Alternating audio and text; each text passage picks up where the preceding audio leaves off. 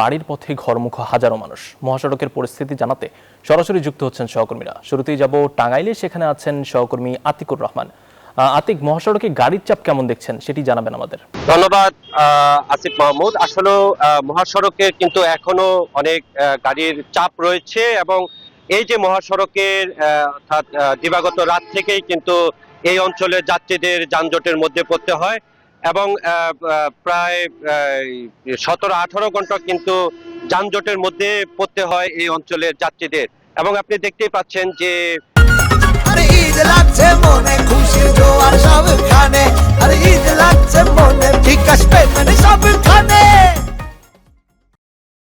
এখনো কিন্তু যানজটের থেমে থেমে কিন্তু যানজট সৃষ্টি হচ্ছে। বিশেষ করে আসলে যমুনা সেতু থেকে রাবনা বাইপাস পর্যন্ত প্রায় 30 কিলোমিটার কিন্তু এখনো থেমে থেমে যানজট মধ্যে পড়তে হয়েছে। এই যে আসলে গড়মুখী মানুষ হচ্ছেন ঈদে, তারা কিন্তু আসলে এই মহাসড়কের যে যানজটের কবলে আসলে পড়তে হয় এবং এই যে যমুনা সেতুতে কয়েকটি যানবাহন আসলে বিকল হওয়ার কারণে এই মহাসড়কের তাদের কিন্তু যানজটের মধ্যে পড়তে হয়। এছাড়াও কিন্তু সকাল থেকেই কিন্তু অনেকটাই ব্যাপক পরিমাণের কিন্তু তাদের যে বৃষ্টির কারণে কিন্তু এই যানজটের কারণ ছিল। এই যে মহাসড়কের চন্দ্রা থেকে এলেঙ্গা আসতে সময় লেগেছে 12 থেকে 14 ঘন্টা। এই যে ভোগান্তি, বিশেষ করে নারী, শিশু এবং যারা বৃদ্ধ রয়েছেন, তারা কিন্তু ব্যাপক পরিমাণের তাদের ভোগান্তির মধ্যে পড়তে হয়েছে। তো সবকিছু মিলে বলা চলে যে এই যে মহাসড়ক, এই মহাসড়কের এবারের ঈদের কিন্তু স্বস্তি নেই বললেই চলে এবং এই যাত্রাটা আসলে যানজটের কবলে তাদের পড়তে হয়েছে।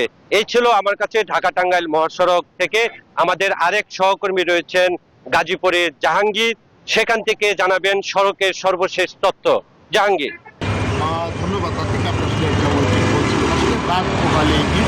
সকল বাধা ছাড়িয়ে নারীর টানে বাড়ি যাচ্ছে। আমি যদি একটু দেখাই যে সকাল থেকে যে এই রাস্তাটি কিন্তু বৃষ্টির কারণে যে যানজট, সেই যানজটে কিন্তু সাধারণ যারা ঘরমুখ মানুষ রয়েছে তাদের কিন্তু ভোগান্তির সৃষ্টি হয়েছিল এবং তারা কিন্তু দুর্ভোগেই পড়েই কিন্তু তারা তাদের নিজ নিজ গন্তব্যস্থলে গিয়েছে। তবে এখন যদি আমি একটু দেখাই যে এখনকার যে বর্তমান যে চিত্র রয়েছে, এখন ঢাকা ময়মনসিংহ যে মহাসড়ক রয়েছে, সেই মহাসড়ক কিন্তু আসলে স্বস্তির যাত্রায় আমরা বলতে পারি, কারণ স্বস্তিতে যানবাহন গুলো যাচ্ছে এবং সাধারণ ঘরমুখ মানুষও স্বস্তিতেই কিন্তু এখন বাড়ি ফিরছে। তবে সকালে বৃষ্টি এবং আরেকটি অভিযোগ রয়েছে যে অতিরিক্ত ভাড়া সেটি কিন্তু সকালে নেওয়া হয়েছে এবং অতিরিক্ত ভাড়া এবং অভিযোগ রয়েছে যে অতিরিক্ত ভাড়া সেটি কিন্তু সকালে নেওয়া হয়েছে এবং অতিরিক্ত ভাড়া এবং বৃষ্টি সব মিলিয়ে শিশু থেকে শুরু করে বৃদ্ধ পর্যন্ত কিন্তু তারা ভোগান্তিতেই তারা তাদের নিজ নিজ গন্তব্যস্থলে ফিরেছে।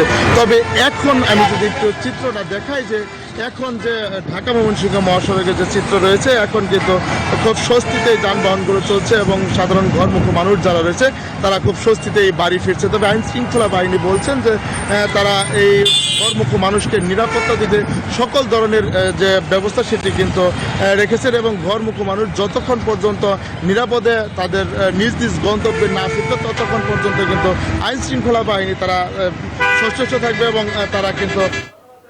জাহাঙ্গীর ও আতিক, আপনাদের দুজনকে ধন্যবাদ।